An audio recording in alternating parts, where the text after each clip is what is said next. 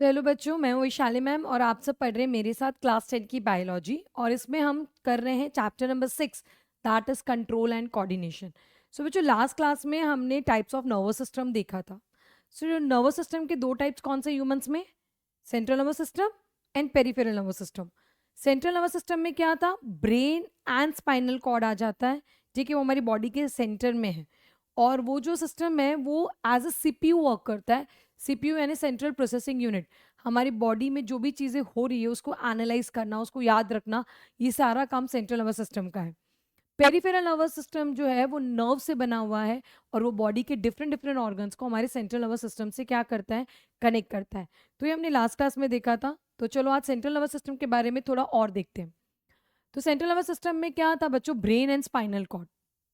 Okay. तो जो brain है, ठीक है, बहुत इंपॉर्टेंट पार्ट हो गया, क्योंकि तुम्हारी बॉडी की जितनी भी प्रोसेसिंग है वो कहाँ पे हो रही है? ब्रेन में हो रही है। तो it's very very important part. Okay, तो उसको प्रोटेक्ट तो करना पड़ेगा ना बच्चों। तो सबसे पहले इसके ऊपर एक बोनी कैविटी है, मतलब एक बोन से बना हुआ बॉक्स है, जिसको हम क्रेनियम कहते हैं बच्चों। क्या कहते हैं? Cranium. You can say this white colour, है ना? ये हमारी, ये जो है तुम्हारी स्कैल्प है, ठीक है, बाल है, स्कैल्प है। अगर तुम टच करोगे ना, you will see something hard there, right? So that's a bony cavity, that's a bony. Okay, जिसको हम क्रेनियम बोलते हैं। क्या बोलते हैं? क्रेनियम। याद रखना, cranium it's a brain box.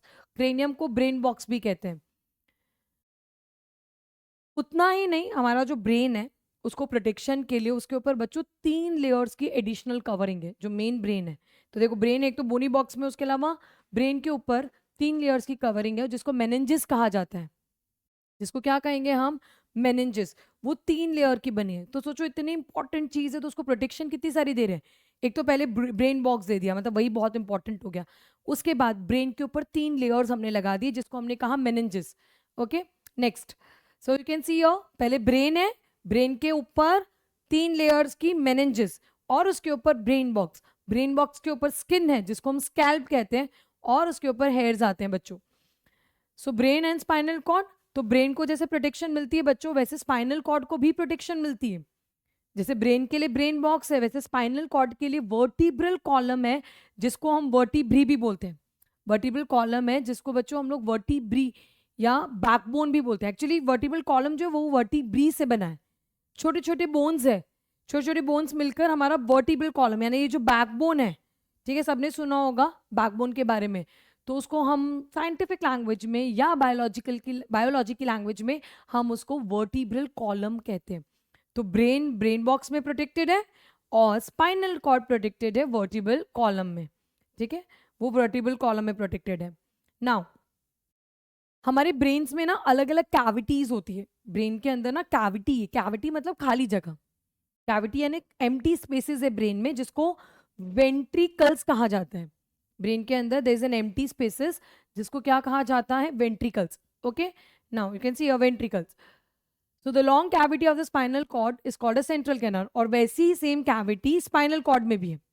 वैसी सेम कैविटी, जैसे तुम्हारे ब्रेन में कैविटी है उसको वेंट्रिकल्स कहा, वैसे स्पाइनल कॉर्ड में भी कैविटी है जिसको सेंट्रल कैनाल कहते हैं। जिसको क्या कहा जाता है? Central canal. तो कोई भी कंफ्यूज नहीं होगा, भूलेगा नहीं। ओके, अगेन नाउ, ब्रेन को प्रोटेक्ट करने के लिए क्या है? ब्रेन बॉक्स, जिसको क्रेनियम कहते हैं। उसके अलावा ब्रेन के ऊपर 3 लेयर्स लगे हैं, मेनिंजिस। मेनिंजिस, ठीक है। स्पाइनल कॉर्ड की प्रोटेक्शन के लिए वर्टिब्रल कॉलम है। ब्रेन के अंदर जो कैविटी है उसको वेंट्रिकल्स, स्पाइनल कॉर्ड के अंदर जो कैविटी है उसको सेंट्रल कैनाल कहा जाता है। The ventricles, central canal and the space between the meninges. Ventricles में, सेंट्रल कैनाल में, और जो स्पेस है मेनिंजिस के बीच में, वहां पे एक फ्लूइड भरा हुआ है जिसको कहते हैं सेरिब्रोस्पाइनल फ्लूइड। क्या कहेंगे उस फ्लूइड को? Cerebrospinal fluid, that is CSF, cerebrospinal fluid. ठीक है बच्चों, हमारी बॉडी में जब भी कहीं पे फ्लूइड होता है ना, तो उसका एक ही काम है, मेन मेन काम ये है कि वो शॉक एब्जॉर्बर की तरह एक्ट करता है। शॉक एब्जॉर्बर मतलब देखो, हमको कभी ना कभी झटके लगते हैं। हम अपने दोस्तों से, अपने भाई बहन से मारा पीटी भी करते हैं, कभी हम गिर भी जाते हैं। जब कोई बच्चा छोटा होता है तो वो तो कितनी बार सर के बल गिरता है, पर गिरते हैं ऐसा तो नहीं होता ना कि उसका ब्रेन बर्स्ट हो गया। एक तो ब्रेन बॉक्स उसको प्रोटेक्शन दे रहा है बच्चों, दूसरा सेरिब्रोस्पाइनल फ्लूइड ऐसे सारे शॉक्स को एब्जॉर्ब करता है। तो वो बच्चों बहुत ज़्यादा इंपॉर्टेंट है।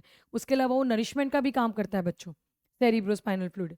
यू कैन सी ये जो पूरा ब्लू कलर से हो गया, देखो अभी तक ये पूरा ब्लैक था, अब नाउ यू सी ये पूरा ब्लू कलर से जो फिल्ड अप हो गई, ये एम्प्टी स्पेसेस बच्चों, वहां पे सेरिब्रो स्पाइनल फ्लूइड है। याद रखना सेरिब्रो स्पाइनल फ्लूइड, नाम क्यों ऐसा है सेरिब्रो, क्योंकि हमारे ब्रेन में, स्पाइनल क्योंकि हमारी स्पाइनल की जो कैनाल है, सेंट्रल कैनाल, वहां पर भी है।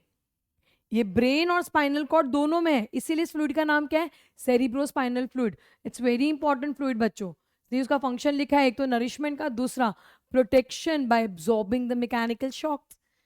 मैंने कहा ना, तो बचपन में एक छोटा बच्चा कितनी बार गिरता है, हम भी गिर सकते हैं बट ठीक है, हम उतना ज्यादा हम नहीं गिरते हैं। तो जो बच्चों, जब बच्चे गिरते हैं तो उस टाइम पे जो शॉक एब्जॉर्बर होता है, ठीक है, ब्रेन को बचाने के लिए वहां पे सेरिब्रो स्पाइनल फ्लूइड बच्चों प्रेजेंट होगा। ओके नेक्स्ट, अब ब्रेन के 3 पार्ट्स हैं, ठीक है, ब्रेन को जनरली 3 रीजन्स में डिवाइड किया जाता है, that is fore brain, then comes the mid brain and the hind brain. So ये ब्रेन के 3 पार्ट्स हैं, ठीक है, we can look into this again, fore brain, this is the mid brain and the third one is hind brain. So brain को हमने कितने parts में divide किया, 3 पार्ट्स में, fore brain, mid brain, hind brain, fore brain, mid brain, hind brain. याद रखेंगे, कोई भूलेगा नहीं, बहुत इंपॉर्टेंट है ब्रेन का स्ट्रक्चर। और जिन लोगों को आगे जाके डॉक्टर बनना है उनके लिए तो बहुत ही इंपॉर्टेंट हो जाती है बायोलॉजी बच्चों। अगर तुम्हारा लाइफ का एम है कि तुम्हें डॉक्टर बनना है तो बायोलॉजी तुम्हारे लिए सबसे इंपॉर्टेंट पार्ट हो जाता है तुम्हारे साइंस का। So make sure you will pay attention everyone. Okay चलो, सो तुम्हारे ब्रेन में 3 पार्ट्स है, forebrain, mid brain and hindbrain. जो फोरब्रेन है, फोरब्रेन का जो लार्जेस्ट पार्ट होता है बच्चों, that is called as cerebrum. Forebrain में भी और भी पार्ट्स आते हैं बच्चों, but that's not there in your syllabus. जब आप 11th-12th स्टैंडर्ड में आते हैं, साइंस ऑप्ट करते हो बच्चों, उस टाइम पे ब्रेन का स्ट्रक्चर और डिटेल में करना है। बट अभी आपको याद रखना है कि जो ब्रेन का, फोरब्रेन का जो सबसे लार्जेस्ट पार्ट है, that is called as cerebrum. It's a largest part, ठीक है। वैसे फोरब्रेन को लार्जेस्ट पार्ट बोलते हैं, पर फोरब्रेन में भी जो लार्जेस्ट है उसको हम क्या कहेंगे, सेरिब्रम। क्या कहेंगे, cerebrum. And is a main thinking part of the brain. मैंने आपको क्या कहा था, ब्रेन का काम है चीजों को प्रोसेस करना। जो भी इंफॉर्मेशन आ रही है, ठीक है, वो इंफॉर्मेशन क्या चीज की है, क्यों अभी आ रही है, कैसे रिएक्ट करना है, ये सारी चीजें ब्रेन में प्रोसेस होती है। तो ब्रेन में भी कहाँ पे प्रोसेस होगी, सेरिब्रम में। Different regions of the forebrain में भी अलग अलग रीजन्स हैं। एक है सेंसरी एरियाज, फोर ब्रेन में डिफरेंट डिफरेंट रीजन्स है बच्चों। एक है सेंसरी एरियाज, दिख रहा है ये सेंसरी एरियाज। सेंसरी वर्ड याद आया तुम लोगों को, क्या थे सेंसरी न्यूरॉन्स, जो तुम्हारे सिग्नल्स को कैच करेंगे। कोई भी स्टिमुलस हुआ तो उसको कैच करने का काम किसका था, सेंसरी न्यूरॉन्स का था, राइट। ये सेंसरी न्यूरॉन्स फिर एफरेंट नर्व बनाते हैं। ये एफरेंट नर्व ब्रेन तक सिग्नल को लेकर जा रहे हैं। कहां तक सिग्नल को लेकर जा रहे हैं बच्चों, ब्रेन तक। अब ब्रेन में इसको रिसीव करने के लिए एक एरिया है, ब्रेन में इसको रिसीव करने के लिए एक एरिया जिसको सेंसरी एरिया बोलते हैं। मतलब it's kind of an entry gate of a brain. ये ब्रेन का एंट्री गेट है। सपोज एक ब्रेन है, ठीक है, ब्रेन का एक एंट्री गेट है जहां से सिग्नल आएगा। एक मेन बिल्डिंग होगी जिसको हम लोग बोलेंगे एसोसिएशन एरियाज। वो मेन बिल्डिंग को क्या कहेंगे, एसोसिएशन एरिया, जहां पे सारी इंफॉर्मेशन को क्या किया जाएगा, प्रोसेस किया जाएगा। और एक एग्जिट गेट होगा जहां से इंफॉर्मेशन एग्जिट करेगी, that is motor neuron. So just imagine a bus depot. एक बस डेपो जो होता है ना, बस डेपो सबने देखा ही होगा। बस डेपो में क्या होता है, there is an entry gate जहां से सारी बसेस की एंट्री होती है, और एक एग्जिट गेट जहां से सारी बसेस की एग्जिट, मतलब जो एग्जिट होती है बसेस, उसके लिए एक एग्जिट गेट है। तो वैसे ही ब्रेन का जो एंट्री गेट है, ठीक है, वो सेंसरी एरिया, एग्जिट, मोटर, और बीच में जहाँ पे वो टिकट काउंटर होता है या जो वेटिंग रूम होता है जहाँ पे हम बस का वेट कर रहे होते हैं बच्चों, वो है एसोसिएशन एरिया। वो क्या है, एसोसिएशन एरिया। तो सब लोग भूलेंगे नहीं। अगेन ब्रेन के 3 parts, fore brain, mid brain and hind brain.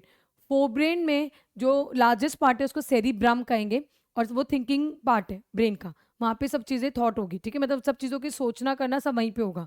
उसमें 3 एरियाज है, sensory areas, motor areas and association area. Okay, कोई भी भूलेगा नहीं, it's very important. Okay, brain का स्ट्रक्चर बच्चों आप लोगों को एग्जाम में भी आ सकता है, so you need to prepare it well, it's a very important topic. Now there are different areas for smell, hearing, vision. सोचो इतू सा तो ब्रेन है, पर उसमें भी अलग अलग है ना काम डिवाइड किया हुआ है बच्चों। हमारी बॉडी ना कितने अच्छे से डिवीजन ऑफ लेबर करती है। तो ब्रेन में भी ना ऐसे बोल दिया है कि भाई विजन के जो सिग्नल आएंगे ना वो इधर आएंगे, स्मेल के जो सिग्नल आएंगे वो इधर आएंगे, हियरिंग के जो सिग्नल आएंगे वो इधर आएंगे, टच के जो सिग्नल आएंगे वो इधर आएंगे। मतलब they have divided that area. जो एसोसिएशन एरियाज है, जो सेंसरी एरियाज है, उनमें भी फर्दर डिवीजन है। सोचो, देखो जैसे अगर सपोज थॉट यहाँ पर हो रहा है आगे की तरफ, ओके, उसके बाद मूवमेंट का अलग है, टच का अलग है, हियरिंग का अलग है, विजन का अलग है, स्पीच का, सबके एरियाज बच्चों क्या है, अलग अलग है। And that's so interesting. मतलब कितनी अमेजिंग बात है ना, हमारा ब्रेन कैसे हर चीजों को उसने इतना प्रॉपरली मैनेज कर रखा है कि कोई गड़बड़ नहीं हो। तुम्हारे सिग्नल्स में कोई गड़बड़ नहीं होती है। अगर कोई गड़बड़ होती है बच्चों तो डिसऑर्डर होता है। ओके, चलो आगे देखते हैं हम मिड ब्रेन के बारे में। मिड ब्रेन के बारे में, मिड ब्रेन में ना एक स्ट्रक्चर है बच्चों, दैट इज कॉर्पोरा क्वाड्रिजेमिना। बच्चों एक्चुअली ये जो कॉर्पोरा, नाम थोड़ा अजीब सा है बट इंपॉर्टेंट है। ये जो लिखा है corpora quadrigemina, these are nothing, these are 4 lobes. ठीक है, ये 4 लोब्स होते हैं छोटे छोटे। 4 लोब्स यानी जैसे अगर तुम यहाँ देखोगे तो इस तरह से यहाँ पे ऐसे 4 लोब्स होंगे, 4 लोब्स। ठीक है, इस तरह से देखो ऐसे 4 लोब्स होते हैं। ठीक है, ये लोब्स क्या चीज से बने हुए रहते हैं, न्यूरॉन्स। ठीक है, और न्यूरॉन्स में भी मोस्टली इसमें होता है साइटोन प्लस डेंड्राइट्स। न्यूरॉन्स में भी इसमें होता है साइटोन प्लस डेंड्राइट्स। ठीक है बच्चों, तो कॉर्पोरा क्वाड्रिजेमिना नाम बहुत भारी है लेकिन कुछ नहीं है बच्चों, 4 लोब्स होते हैं जिसमें साइटोन और डेंड्राइट्स का मर्जिंग होता है, मतलब वहां पे वो कलेक्शन होता है। ओके, और यहाँ पे किस चीज का सेंटर है, for the visual and auditory reflex. Visual यानी देखना, ठीक है, एंड ऑडिटरी यानी सुनना, उन दोनों के रिफ्लेक्सेस वहां पे प्रेजेंट होंगे। तो याद रखना मिड ब्रेन में कॉर्पोरा क्वाड्रिजेमिना है, मिड ब्रेन में कॉर्पोरा क्वाड्रिजेमिना, और वो किस चीज के सेंटर है, विजुअल एंड ऑडिटरी। विजुअल यानी देखना और ऑडिटरी यानी सुनना। तो याद रखेंगे सब लोग। Okay, now will talk about the hind brain. तो बच्चों हाइंड ब्रेन क्या करता है, इनवॉलेंट्री एक्शंस करता है। इनवॉलेंट्री एक्शंस क्या था, याद करो, जो हमारी विलिंग पे काम नहीं करते हैं, वो अपने आप काम करते हैं, वो हमारे थॉट का वेट नहीं करते। Involuntary actions. Now see hind brain. Hind brain में वैसे बच्चों 3 पार्ट्स होते हैं बट आपको 2 ही पार्ट्स याद रखने हैं अभी, सेरिबैलम एंड मेड्यूला ऑब्लोंगेटा। ठीक है, सेरिबैलम एंड मेड्यूला ऑब्लोंगेटा। उसमें एक और पार्ट होता है, देखो ये सेरिबैलम है, ये वाला जो पार्ट है, ठीक है, ये वाला, ये दिख रहा है पिंक कलर से, दिस इज सेरिबैलम, ये सेरिबैलम है। ठीक है, और फिर अब ये वाला पार्ट देखो, ये वाला, ठीक है, दिस इज मेड्यूला ऑब्लोंगेटा। ये मेड्यूला ऑब्लोंगेटा है ना, वो आगे स्पाइनल कॉर्ड से कनेक्टेड है। तो देखो ये स्पाइनल कॉर्ड है, ये स्पाइनल कॉर्ड है तो उससे कनेक्टेड है, देखो, है ना। और अगर मैं बात करूं तुम्हारा ये वाला पोर्शन, ठीक है, ये भी हाइंड ब्रेन का ही पार्ट है, इसको जनरली पॉन्स कहा जाता है, पॉन्स। ठीक है, तो हाइंड ब्रेन के ना 3 पार्ट्स होते हैं वैसे, pons, medulla oblongata and cerebellum. Okay, तुम्हारे सिलेबस में सेरिबेलम और मेडुला ऑब्लोंगेटा ही दिया है। So will see the function now. तो इनका मेन फंक्शन क्या आएगा सेरिबेलम का, तो सेरिबेलम क्या करते हैं बच्चों, इट मेंटेन्स द बैलेंस। जब तुम बैठ रहे हो, उठ रहे हो, लेट रहे हो, ठीक है, कुछ भी कर रहे हो, ठीक है, अगर मैं इस तरह से अपना हेड भी मूव करती हूँ तो उस टाइम पर मेरी बॉडी को बैलेंस या मेरा पॉस्चर बैलेंस करने में कौन मदद करता है, सेरिबेलम। साइकिलिंग में, है ना, इन सब जगह पे हमारा पॉस्चर, हमारी स्टेबिलिटी बहुत इंपॉर्टेंट है, तो cerebellum plays a very important role. तो सेरिबेलम क्या करता है, it maintains the balance and coordinates the voluntary activities. It maintains the balance and coordinates the voluntary activities. Next, medulla oblongata controls involuntary activities like breathing, सांस लेना छोड़ना, blood flow, sneezing, और in fact इतना ही नहीं, मेडुला ऑब्लोंगेटा जो है बच्चों वो तुम्हारी वॉमिटिंग को भी कंट्रोल करता है। सोचो अगर कभी वॉमिट हो जाती है ना हमें, तो उसका सिग्नल कहाँ से आता है, मेडुला ऑब्लोंगेटा से आता है। तो मेडुला ऑब्लोंगेटा ना इस तरह की कुछ इनवॉलंटरी एक्टिविटीज को कंट्रोल करता है। इनफैक्ट हमें हिचकी आती है ना, हिचकी भी मेडुला ऑब्लोंगेटा ही कंट्रोल करता है। सो इंटरेस्टिंग ना, मतलब हमने कभी सोचा नहीं होगा कि हिचकी है, वॉमिट है, ये सभी कंट्रोल होती है। यस, डेफिनेटली कंट्रोल होती है और उसके सिग्नल्स आते हैं मेडुला ऑब्लोंगेटा से। तो याद रखेंगे सब ब्रेन का स्ट्रक्चर जो एग्जाम्स के लिए बहुत इंपॉर्टेंट है। So see you in the next video. Thank you.